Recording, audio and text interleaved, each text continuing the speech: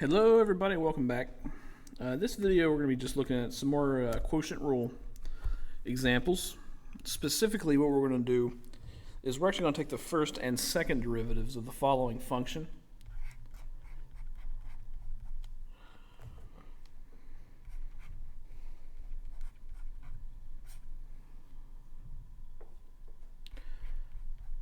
X squared minus 7x over x plus 1. And we've already derived the quotient rule.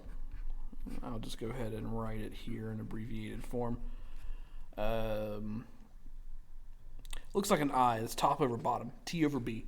So quotient rule is bottom derivative of the top minus top derivative of the bottom over the bottom squared. And so, all we have to do is identify the top. X squared minus 7x, identify the bottom. Write down their derivatives. So the derivative of the top is going to be just 2x minus 7. Derivative of the bottom, derivative of x plus 1 is just going to be 1, because the derivative of 1 is 0. Good, okay, so we have everything we need. Now, let us write the derivative, okay? So f prime is going to be bottom derivative of the top minus the top times the derivative of the bottom over the bottom squared, so x plus 1 squared. And the goal in this thing is actually to take the second derivative. So we actually want the derivative of this. And before I just jump in and start doing the derivative of this, I'm going to do some algebra first to make it easier. So here we have just two binomials being multiplied, so I'm just going to, do what we always do. I'm going to distribute everything. So x times 2x, 2x squared. X times negative 7, 1 times 2x, 1 times negative 7. And then this is just being multiplied by 1, so I can just distribute the negative, minus x squared plus 7x. I'm going to leave the bottom as is. X plus 1 squared. Okay. So, let's just make this thing, see if we have any like terms. 2x squared, here's what we'll do.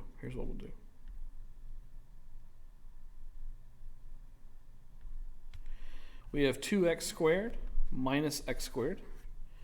So that's going to give us regular x squared. And then we have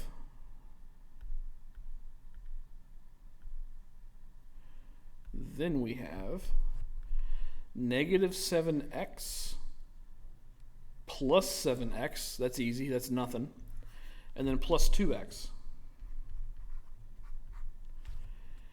And then that takes everything into account with the exception of the 7. So I'm just going to bring the 7 down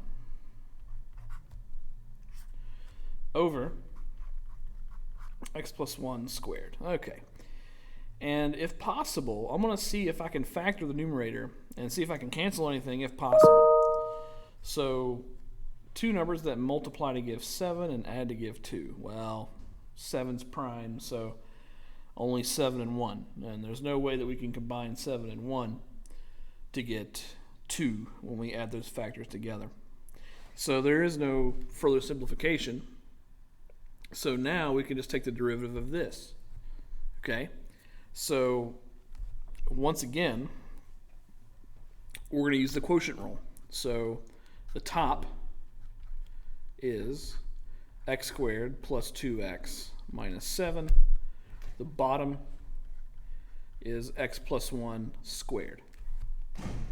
If I take the derivative of the top, power rule, right? 2x plus 2. Take the derivative of this. The easiest way is to use the chain rule. Okay, so outermost function is something squared, so bring the power down, keep the inside the same. reduce the power by 1, and then go inside. Derivative of x plus 1 is just 1. All right, there we go. We have all of our pieces. So second derivative of the thing we started with is going to be bottom. Derivative of the top.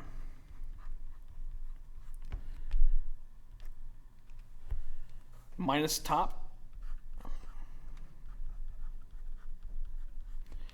Derivative of the bottom. And then all of this over the bottom squared.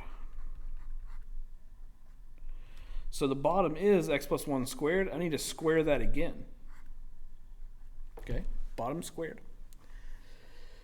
All right. Most of the time when simplifying, you want to factor first. It just makes everything easier almost all the time if you think about factoring before you think about expanding. So this first term has two factors of x plus 1 and a factor of 2 that we can pull out. Okay. The second term, so here's minus, and then we have a giant term here. So this term contains one factor of x plus 1. It also has a 2. And then we have this trinomial here. Okay. So both terms contain at least one factor of x plus 1 that we can pull out, and both terms also contain a 2. So I can factor this out, and if I do so, what's going to be left? Well, I pulled out one factor of x plus 1. That means I'm going to have one factor of x plus 1 remaining in this first term. And then I pulled the 2 out. Think about factoring a 2 from here. You're going to have, if I pull the 2 out, I'm going to have x plus 1 left. Now look at that.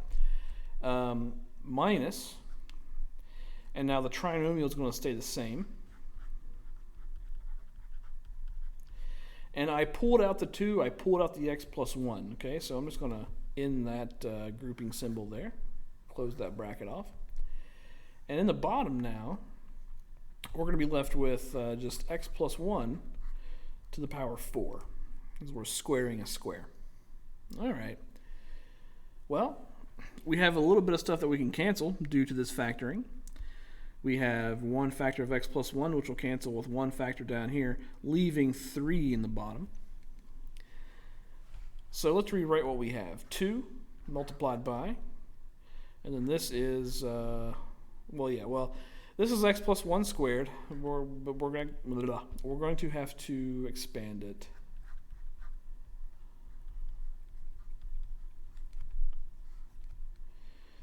Okay, over x plus 1 to the power 3. Okay, now here's the thing, right? We're just doing algebra now, and what we have inside this big bracket here, we might be able to expand and then refactor. Okay, so let's see what happens, right? So I'm going to leave this 2 the way it is. And now I'm going to expand x plus 1 squared, okay? And I want to be a little quick here. If we do it, it's going to be x squared plus 2x plus 1. And now I'm going to distribute this negative. So minus x squared minus 2x plus 7. Okay, over 3 factors of x plus 1. Okay, now we have x squared, which is going to cancel with x squared. X squared minus x squared is 0. 2x minus 2x is 0. And look at that. Look at that. So much goes away there.